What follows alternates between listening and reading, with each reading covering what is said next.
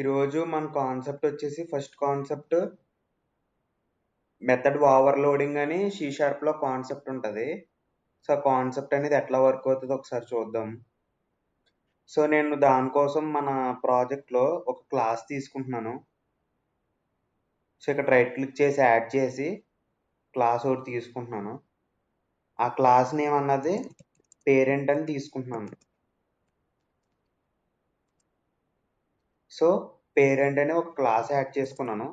ఇందులో ఏంటంటే మెథడ్స్ రాస్తాను. పబ్లిక్ ఇంట్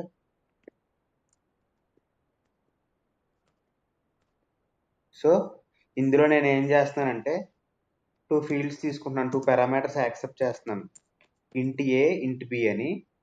సో ఇక్కడ ఏం చేస్తున్నానంటే ఇంట్ సి అని తీసుకుని అందులోకి ఏం చేస్తున్నానంటే ఏ ప్లస్ బి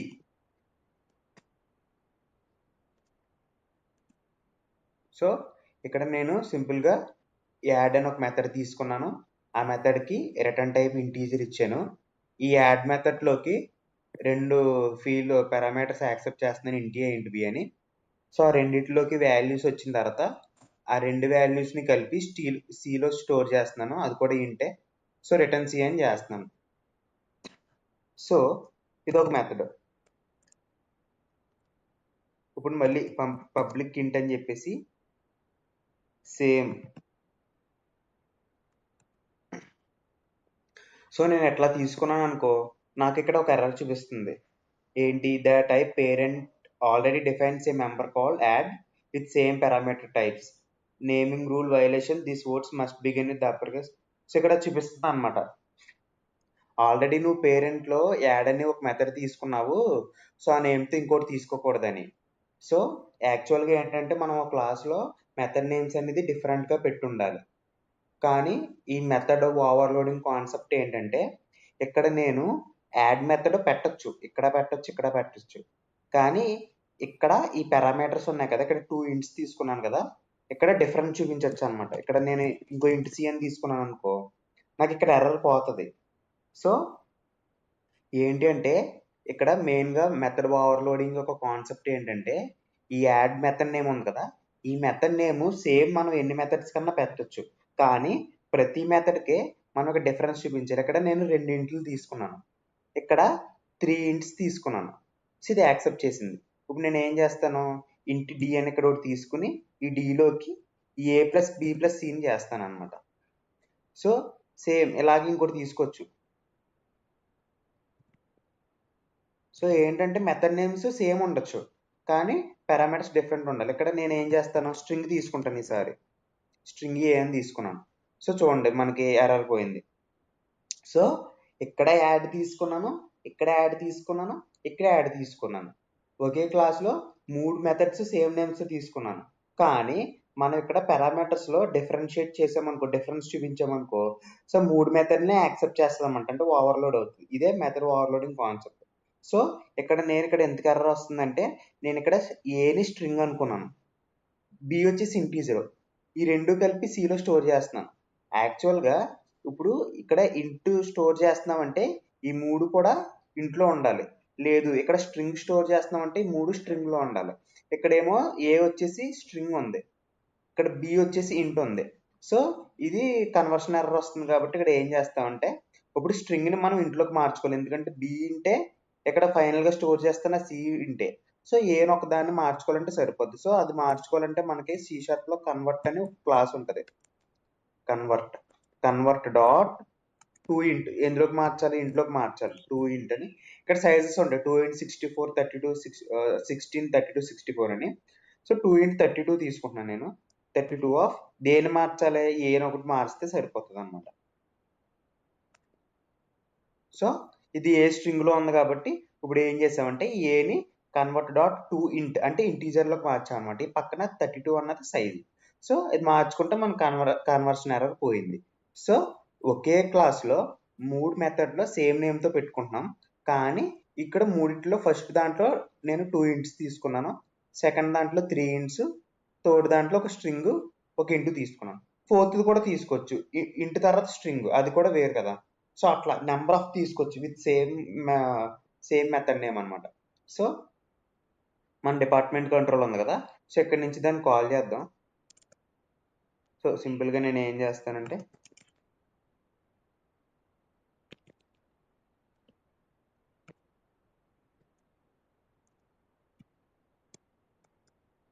మెథడ్ ఓవర్లోడింగ్ అని ఇచ్చుకుంటాను పేరు, ఏదో మీనింగ్ఫుల్గా ఏదో ఒకటి. సో ఇక్కడ మెథడ్ ఓవర్లోడింగ్ అనేది ఇచ్చుకున్నాను. సో ఇక్కడ ఏం చేస్తానంటే పబ్లిక్ ఇంట్ అని చెప్పేసి దీన్నే మెథడ్ నేమ్ కింద ఇచ్చాను.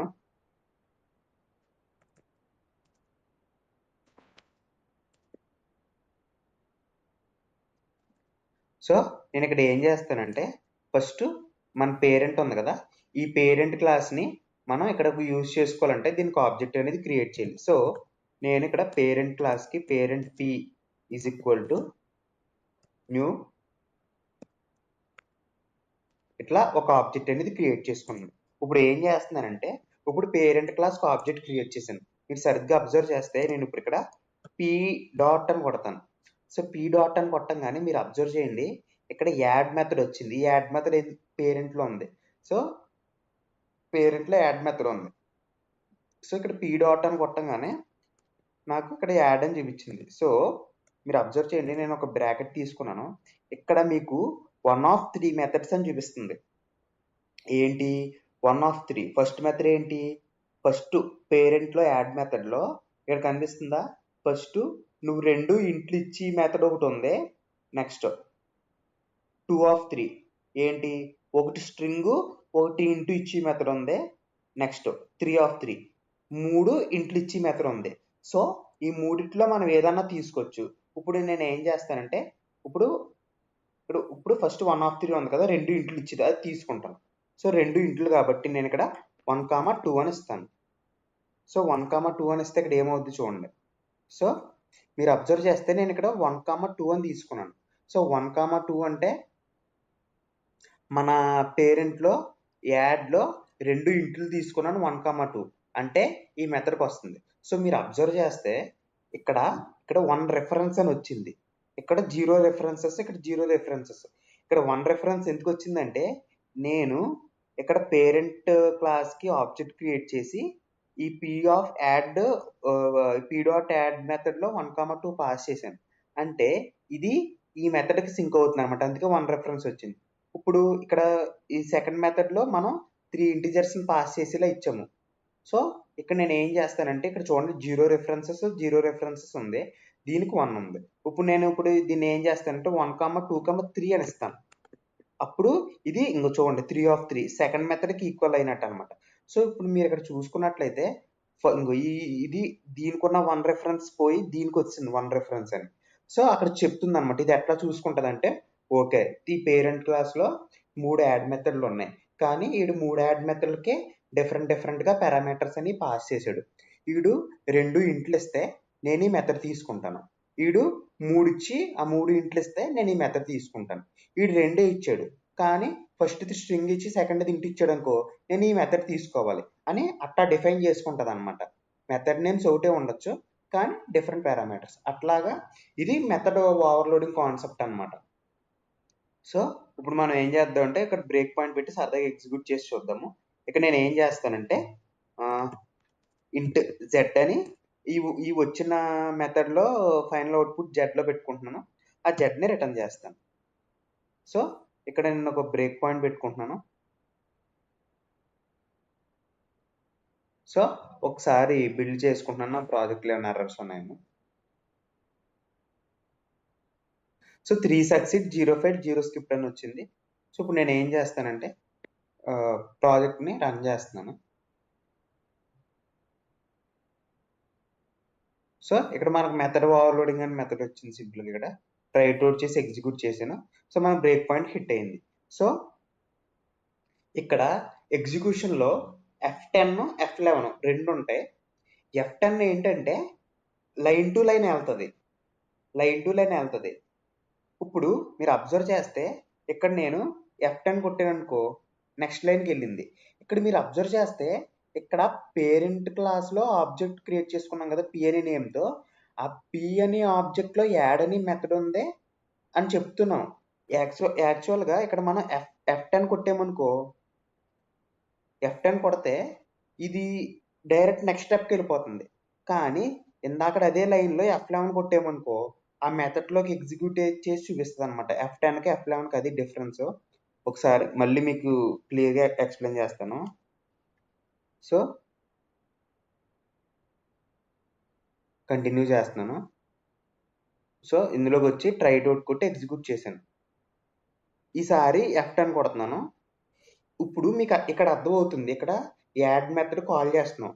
ఇలాంటి యాడ్ మెథడ్ కాల్ చేస్తున్నప్పుడు అక్కడ కూడా ఏం ఎగ్జిక్యూట్ అవుతుందో చూడాలంటే ఇలాంటి ప్లేసెస్లో F11 కొట్టామనుకో మనము, సో ఆ క్లాస్కి తీసుకెళ్తుంది. సో చూసారా, నేను అక్కడ 1, 2, 3 ఇచ్చాను. సో ఆ రెస్పెక్టివ్ మెథడ్కి వచ్చేసింది డైరెక్ట్గా. సో మీరు ఎగ్జిక్యూషన్ టైంలో మనము కోడింగ్ స్టెప్స్ రాస్తున్నప్పుడు ఒక్కో స్టెప్లో వేరే క్లాస్కి వెళ్ళి అక్కడ లాజిక్ అంతా బిల్డ్ అయ్యి తెచ్చుకునేలాగా అలాంటివి కొన్ని రాస్తాం. సో మీరు ఆ సెపరేట్ లాజిక్ ఎగ్జిక్యూట్ అయ్యేది కూడా మీరు చూడాలి అంటే F11 కొట్టుకుంటూ రావాలి.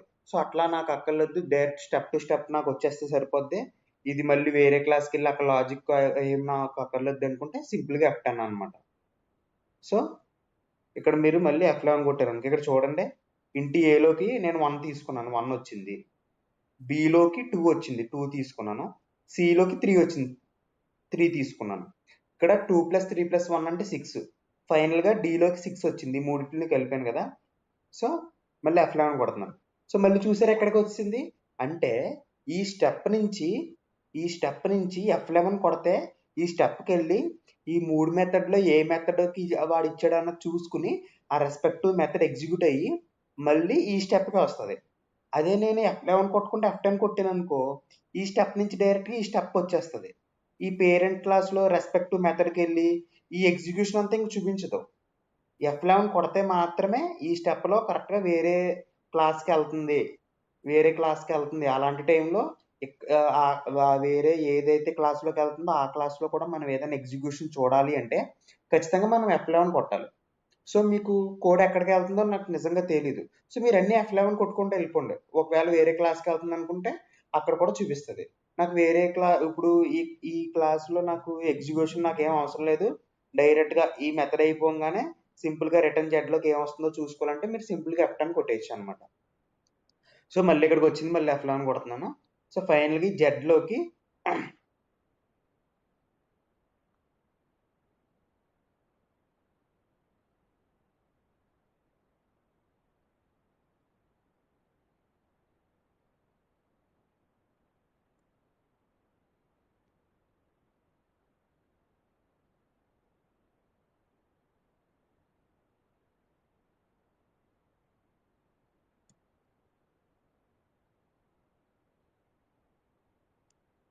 సో ఇదన్నమాట.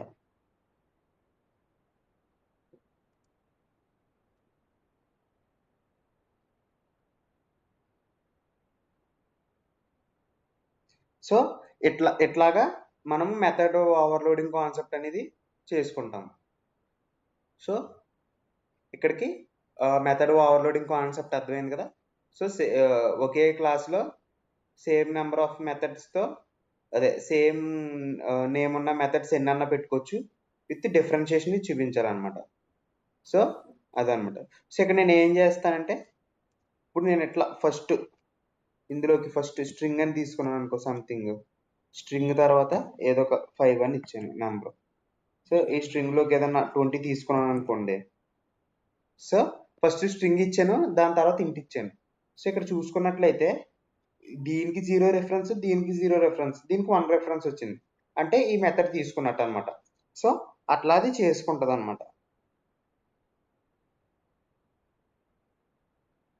సో దీన్ని కూడా ఎగ్జిక్యూట్ చేసి చూద్దాం.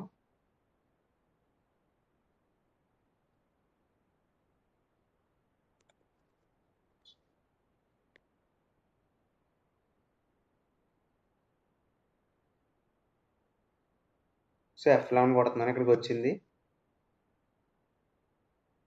సో 20 + 5 25 వచ్చింది అనమాట. సో రిటర్న్ సి, అదే రిటర్న్ అవుతుంది.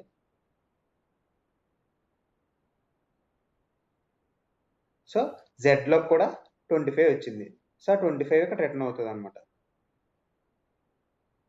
సో ఇట్లా. సో ఇది method overloading concept. So next మన సెకండ్ కాన్సెప్ట్ వచ్చేసి ఇన్హెరిటెన్స్ అని ఒక కాన్సెప్ట్ ఉంటుంది. ఇప్పుడు ఇక్కడ మీరు అబ్జర్వ్ చేస్తే నాకు పేరెంట్లో 3 యాడ్ మెథడ్లు ఉన్నాయి. సో నేను ఇక్కడ ఎప్పుడైతే పేరెంట్కి ఆబ్జెక్ట్ క్రియేట్ చేసి ఇక్కడ పీ డాట్ అని కొట్టాను అనుకో, సో నాకు ఇక్కడ యాడ్ మెథడ్ అనేది ఒకటే కనిపిస్తుంది అనమాట. సో ఇప్పుడు నేను ఏం చేస్తానంటే నేను ఒక క్లాస్ తీసుకుంటాను. సో యాడ్ క్లాస్ తీసుకుంటున్నాను. ఇందులో చైల్డ్ అని నేమ్తో క్లాస్ తీసుకుంటున్నాను అనమాట. చైల్డ్ అని. సో ఇక్కడ చైల్డ్ అని తీసుకున్నాను. సో ఇందులో ఏం చేస్తున్నానంటే పబ్లిక్ ఇంట్ సబ్ట్రాక్షన్ అని ఒక మెథడ్ నేను తీసుకున్నాను. సో ఇందులోకి ఏం చేస్తున్నానంటే ఒక 2 పారామీటర్స్ యాక్సెప్ట్ చేస్తున్నాను, ఇంట్ ఏ ఇంట్ బి అని. సో ఇక్కడ ఏం చేస్తున్నానంటే ఇంటూ సిలోకి ఏ మైనస్ బి చేస్తున్నాం. ఏ మైనస్ బి చేసి రిటర్న్ సి అని ఇస్తున్నాను అనమాట.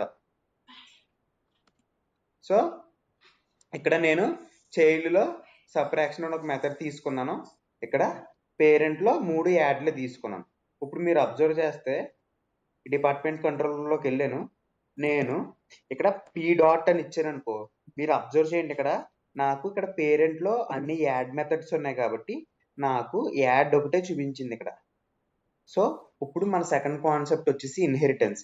అది ఎట్లా వర్క్ అవుద్ది అంటే, ఇప్పుడు ఈ పేరెంట్ క్లాస్ ఉంది కదా, ఈ పేరెంట్ క్లాస్కి ఈ చైల్డ్ క్లాస్ని ఇన్హెరిట్ చేస్తాను. అంటే చూడండి, ఈ పేరెంట్ క్లాస్కి ఇట్లా సింబల్ పెట్టి చైల్డ్ క్లాస్ని ఇన్హెరిట్ చేస్తున్నాను అనమాట.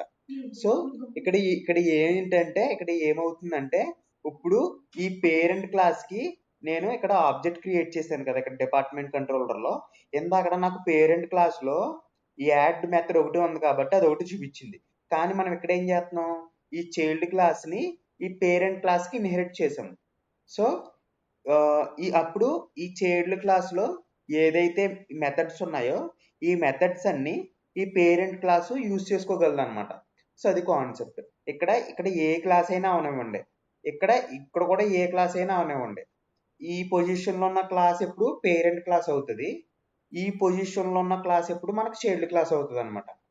సో ఇప్పుడు ఈ చైల్డ్ క్లాసు దీనికి ఎట్లా ఇన్హెరిట్ చేయడం వల్ల ఈ చైల్డ్ క్లాస్లో ఉన్న అన్ని మెథడ్స్ ఈ పేరెంట్ క్లాస్ యూజ్ చేసుకోగలదు.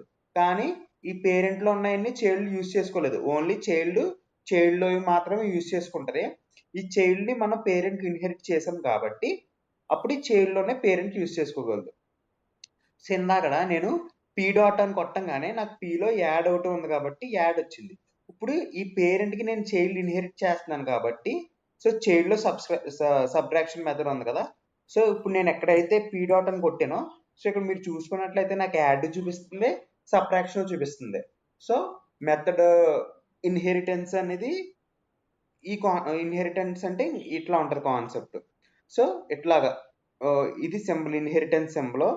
సో ఇక్కడో మెథడ్ ఇక్కడో క్లాసు డిఫైన్ చేసుకుంటే ఈ సెకండ్ డిఫైన్ చేసుకున్న క్లాసుల్లో ఉన్న మెథడ్స్ అన్ని ఈ ఫస్ట్ క్లాస్ యూజ్ చేసుకోగలదు అనమాట. సో అట్లా ఇప్పుడు నేను ఏం చేస్తాను, సో ఇక్కడ చూడండి, నేను అప్పుడు ఈ చైల్డ్ క్లాస్లో ఉన్న సబ్ట్రాక్షన్ మెథడ్ అనేది నేను డిపార్ట్మెంట్ కంట్రోలర్లో పేరెంట్ క్లాస్కి ఆబ్జెక్ట్ క్రియేట్ చేసి యూజ్ చేసుకోవచ్చు. సో చూడండి సబ్ట్రాక్షన్ అని చెప్పేసి. సో నేను ఇక్కడ ఏం చేస్తానంటే 10,5 అని తీసుకున్నాను. సో దీన్ని వచ్చిన రిజల్ట్ని జెడ్లో పెట్టుకుంటున్నాను. సో మీరు ఇక్కడ అబ్జర్వ్ చేస్తే ఇక్కడ పేరెంట్లో మీకు అన్ని 0 రెఫరెన్సెస్ వచ్చినాయి. సో ఎందుకంటే నేను ఇక్కడ డిపార్ట్మెంట్ కంట్రోలర్లో పేరెంట్ క్లాస్కి ఆబ్జెక్ట్ క్రియేట్ చేసుకుని ఆ పీలో ఉన్న సబ్ట్రాక్షన్ మెథడ్ కాల్ చేస్తున్నాను. సో మీరు అబ్జర్వ్ చేస్తే ఇక్కడ అన్ని 0 రెఫరెన్సెస్ ఉంటాయి. మీరు ఎప్పుడైతే చైల్డ్లోకి వెళ్ళారో మీరు అబ్జర్వ్ చేస్తే ఇక్కడ 1 రెఫరెన్స్ అని వచ్చింది. దీని మీద ఇట్లా క్లిక్ చేస్తే చూపిస్తుంది ఇక్కడ ఎట్లా యూజ్ చేసుకుంటున్నారు మీరని. సో ఇప్పుడు ఎట్లాగా ఈ ఇన్హెరిటెన్స్ కాన్సెప్ట్ అనేది ఎట్లా యూజ్ అవుద్ది అనమాట. సో దీన్ని ఎగ్జిక్యూట్ చేస్తున్నాను.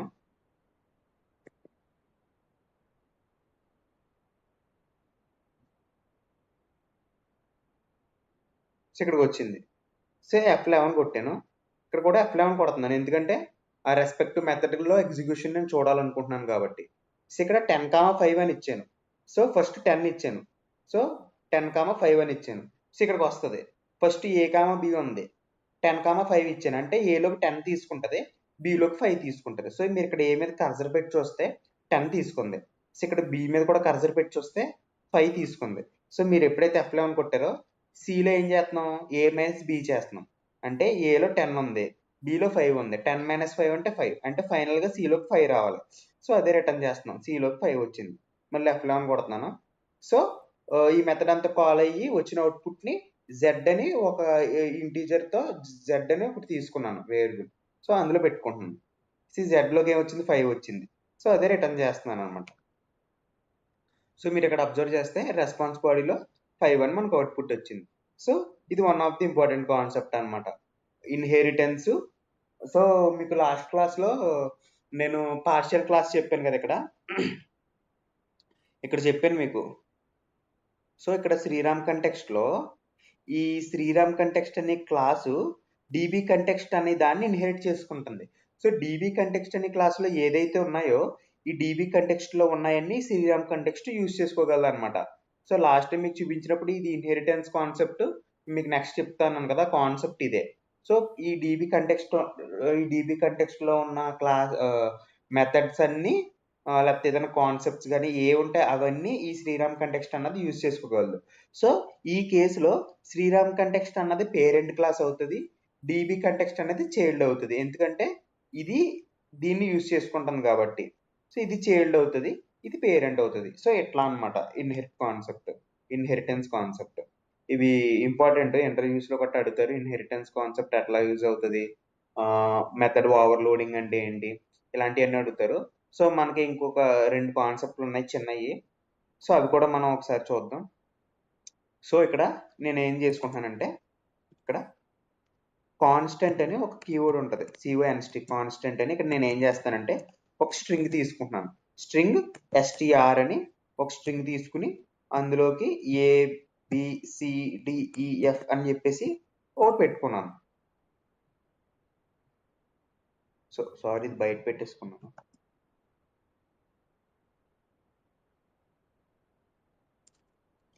సో ఇక్కడ నేను కాన్స్టెంట్ అని కీవర్డ్ యూజ్ చేసి ఒక స్ట్రింగ్ తీసుకుని ఆ స్ట్రింగ్ STR అని నేమ్ తీసుకుని ఆ STR లో ABCDEF అని పెట్టుకుంటున్నాను. సో ఇక్కడ నేను స్ట్రింగ్ STR ABCDEF అని పెట్టుకున్నాను కదా, ఈ స్ట్రింగ్ కి వేరే వాల్యూ అసైన్ చేద్దాం అనుకుంటున్నాను. ఈ కింద ఎక్కడ STR అని ఉంది కదా, ఈ STR లోకి ఏబి ఇక్కడ ఏం తీసుకున్నాను, ఈ STR లో ABCDEF అని తీసుకున్నాను. ఇక నేను ఏం చేద్దాం అనుకుంటున్నాను అంటే QWER అనేది తీసుకుందాం అనుకుంటున్నాను. సో మీరు ఇక్కడ చూస్తే నాకు ఇక్కడ ఎర్రర్ చూపిస్తుంది. The left hand side of an assignment must be variable property or indexer అని. సో ఈ కాన్సెప్ట్ ఏంటంటే, ఇక్కడ మనము కాన్స్టెంట్ అని కీవర్డ్ యూజ్ చేసాము అంటే ఈ స్ట్రింగ్ ని మనం అసలు మార్చలేము. వన్స్ ఆ STR లోకి ఇక్కడ ఏదైతే పంపామో అదే ఫిక్స్ అవుతుంది. సో త్రూఅవుట్ ప్రాజెక్ట్ అంతా ఏదో ఒకటే ఉందనుకోండి, ఆ కాన్స్టెంటే ఉందనుకోండి, సో దాన్ని ప్రాజెక్ట్ లో మనం ఎక్కడైనా యూజ్ చేసుకోవాలంటే ఒక చార్ట్ పెట్టేసుకుంటాం మనం ఇట్లా కాన్స్టెంట్ స్ట్రింగ్ అని. సో ఇట్లా కాన్స్టెంట్ అని యూజ్ చేయడం వల్ల దాన్ని ఇంకెక్కడ మార్చడానికి ఉండదు. సో ఆ స్ట్రింగ్ లోది మారుద్దామని ట్రై చేసామనుకో, సో STR లోకి ఇక్కడ ఎర్రర్ వస్తుంది. సో మీకు ఇక్కడ చూస్తే నేను ఇక్కడ కాన్స్టెంట్ తీసాను అనుకో, ఇక్కడ చూసారు ఎర్రర్ పోయింది, ఎందుకంటే నేను కాన్స్టెంట్ తీసాను కాబట్టి. సో కాన్స్టెంట్ మళ్ళీ ఉంచాను అనుకో, మీరు అబ్జర్వ్ చేస్తే మీకు మళ్ళీ ఇక్కడ ఎర్రర్ వస్తుంది అనమాట. సో ఇక్కడ కాన్స్టెంట్ అని కీవర్డ్ పెట్టాము అంటే ఒక్కసారి ఈ స్ట్రింగ్ లోకి ఏదైతే వాల్యూ ఇక్కడ అసైన్ చేసామో త్రూఅవుట్ ప్రాజెక్ట్ ఈ స్ట్రింగ్ ని యూజ్ చేసుకోవాలన్నప్పుడు ఇది మాత్రమే వస్తుంది. సో మనం లోపల ఈ ప్రాజెక్ట్ లో ఎక్కడైనా సరే మళ్ళీ ఈ STR అనే నేమ్ కి వేరే స్ట్రింగ్ అసైన్ చేద్దామంటే అది కుదరదు. సో కాన్స్టెంట్ అనే కీవర్డ్ అట్లా యూజ్ అవుద్ది అనమాట. ఒకవేళ ఏదైనా ట్రై చేద్దామని చూస్తే మనకి ఎట్లా ఎర్రర్ వస్తుంది. సో ఇది కాన్స్టెంట్ కీవర్డ్. దీనికి లాగే రీడ్ ఓన్లీ అని ఇంకో కీవర్డ్ ఉంటుంది C# లో. సో ఇంకో చూసారా, రీడ్ ఓన్లీ అని. దీనికి కూడా నేను స్ట్రింగ్ అని తీసుకుని ఈ స్ట్రింగ్ లోకి స్ట్రింగ్ A అని తీసుకున్నాను. స్ట్రింగ్ నేమ్ వచ్చేసి సో ఇందులోకి ఏం తీసుకుంటున్నానంటే శ్రీరామ్ అని తీసుకుంటున్నాను. సో ఈ రీడ్ ఓన్లీ పెట్టినా కూడా ఈ స్ట్రింగ్ అనేది చేంజ్ అవ్వదు. కానీ మిమ్మల్ని ఇంటర్వ్యూలో అడుగుతారనమాట. What is the difference between constant and read only అని అడుగుతారు. సో మీరు దానికి ఎట్లా ఆన్సర్ చేస్తారంటే, సో ఇక్కడ కాన్స్టెంట్ అని పెట్టినప్పుడు ఈ స్ట్రింగ్కి ఏదైతే వాల్యూ అసైన్ చేసామో అది త్రూ అవుట్ ప్రాజెక్ట్ ఇంకా మారదు, ఎందుకంటే కాన్స్టెంట్ అని పెట్టాం కాబట్టి. ఈ రీడ్ ఓన్లీకి కూడా మారదు. కానీ ఈ రెండింటికి డిఫరెన్స్ ఏంటంటే, ఇక్కడ నేను ఏం చేస్తానంటే మీరు చూడండి, నేను ఇక్కడ ఒక కన్స్ట్రక్టర్ తీసుకుంటాను. సో కన్స్ట్రక్టర్ అనేది ఎట్లా ఉంటుందంటే, ఫస్ట్ పబ్లిక్ అని తీసుకుంటాను. పబ్లిక్ దీనికి రిటర్న్ టైప్ ఏమి ఉండదు. కన్స్ట్రక్టర్ని మీరు ఎట్లా ఐడెంటిఫై చేస్తారంటే పబ్లిక్ అని చెప్పేసి దీనికి ఏదైతే క్లాస్ నేమ్ ఉందో సేమ్ అదే క్లాస్ నేమ్తో ఉంటుంది కన్స్ట్రక్టర్ అనేది ఎప్పుడు. సో ఇట్లా సింపుల్గా ఉంటుంది అనమాట. మీరు గుర్తుపెట్టుకోవాల్సిన కన్స్ట్రక్టర్లో ఫస్ట్ పాయింట్ ఏంటంటే దీనికి రిటర్న్ టైప్ అనేది ఉండదు. అంటే వాయిడ్ అంటే వితౌట్ రిటర్న్ టైప్ కదా. సో ఇంటీజరా స్ట్రింగ్ అట్లా రిటర్న్ టైప్ ఉండదు, అది ఫస్ట్ది. సెకండ్ది ఏంటంటే ఈ డిపార్ట్మెంట్ కంట్రోలర్ అని క్లాస్ నేమ్ ఉంది కదా, సేమ్ క్లాస్ నేమ్తో ఉంటుంది ఎప్పుడు కన్స్ట్రక్టర్ అన్నది, అది 2. మూడోది ఏంటంటే ఈ క్లాస్ ఎప్పుడన్నా కాల్ అయింది అనుకో డిపార్ట్మెంట్ కంట్రోలర్ అనేది, మనం ఈ కన్స్ట్రక్టర్లో ఏదైనా డిఫాల్ట్గా పెట్టాము అనుకో అది ఖచ్చితంగా కాల్ అయిపోతుంది అనమాట. మనం సెపరేట్గా కాల్ చేయట్లేదు. ఈ క్లాస్ కాల్ అయినప్పుడు ఏదైనా డిఫాల్ట్గా కాల్ అవ్వాలి అనుకుంటే ఎట్లా కన్స్ట్రక్టర్ అనేది ఒకటి పెట్టుకుని బ్లాక్ ఆఫ్ కోడ్ మధ్యలో పెట్టుకుంటాం. ఏదైనా డిఫాల్ట్గా ఈ క్లాస్ కాల్ అయినప్పుడు ఏదైనా కాల్ అవ్వాలి అనుకుంటే ఈ కన్స్ట్రక్టర్లో పెట్టుకుంటాం, అది డిఫాల్ట్గా కాల్ అవుతుంది. సో అదనమాట. సో కన్స్ట్రక్టర్ అనేది ఎట్లా ఉంటుంది. సో నేను ఇక్కడ ఏం చేస్తున్నానంటే, ఇప్పుడు ఈ స్ట్రింగ్ ఏ ఉంది కదా, ఈ ఏలోకి ఈ శ్రీరామ్ బదులు సతీష్ అని పంపుతున్నాను.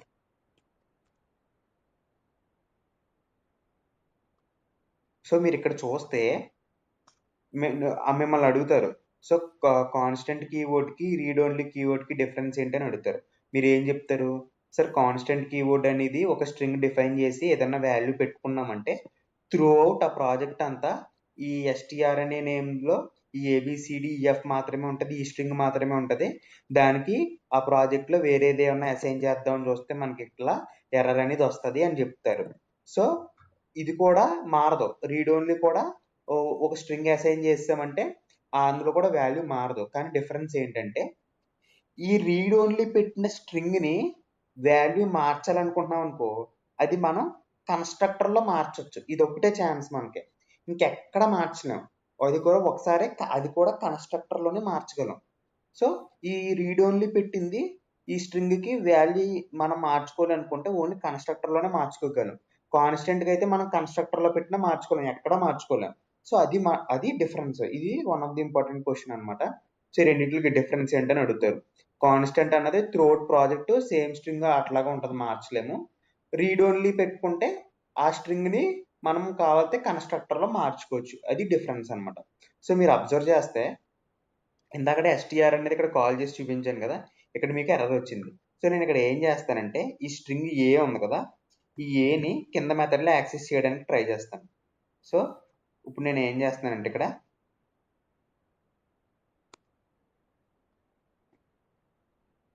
సో ఇక్కడ స్ట్రింగ్ ఎస్ అని తీసుకుని ఈ ఏలో వచ్చిన స్ట్రింగ్ని ఈ ఎస్లోకి పెట్టుకుంటున్నాను. అంటే ఈ ఏలో ఏమొచ్చిందో చూసుకోవడానికి ఇక్కడ బ్రేక్ పాయింట్ పెట్టాను. ఇప్పుడు నేను ఇక్కడ రీడ్ ఓన్లీ స్ట్రింగ్కి ఏ అని ఇచ్చాను, ఏలో శ్రీరామ్ వచ్చి కూర్చుంది. కానీ ఈ ఏ నేను ఏం చేశాను, కంట్రోలర్లో ఏలోకి సతీష్ అని పెట్టాను. సో ఇప్పుడు ఈ ఏలోకి ఏమవుతుందో చూసుకోవడానికే ఈ ఏని ఎస్లో పెట్టుకున్నాను. ఎస్ అనేది కూడా స్ట్రింగే. ఇప్పుడు ఆ ఎస్లోకి ఏమవుతుందో చూసుకోవాలనుకుంటున్నాను. సో ఎగ్జిక్యూట్ చేశాను.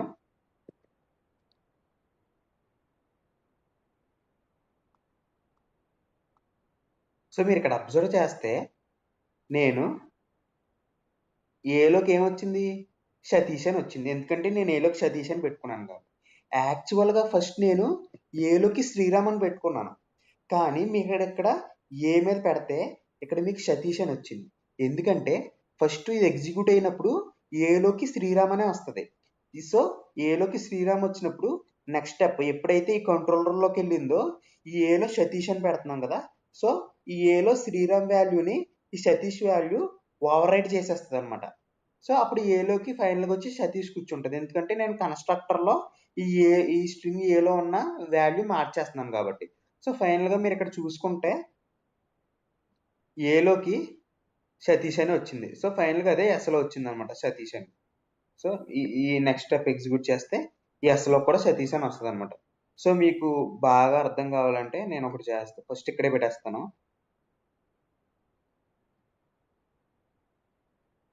ఇక్కడ పెడతాను ఒకటి, ఇక్కడ పెడతాను, ఇక్కడ మీకు బాగా అర్థం అవుద్ది. సో నెక్స్ట్ ఇక్కడ ఒకటి పెడతాను. సో కంటిన్యూ కొడుతున్నాను, మళ్ళీ ఒకసారి ఎగ్జిక్యూట్ కొడుతున్నాను.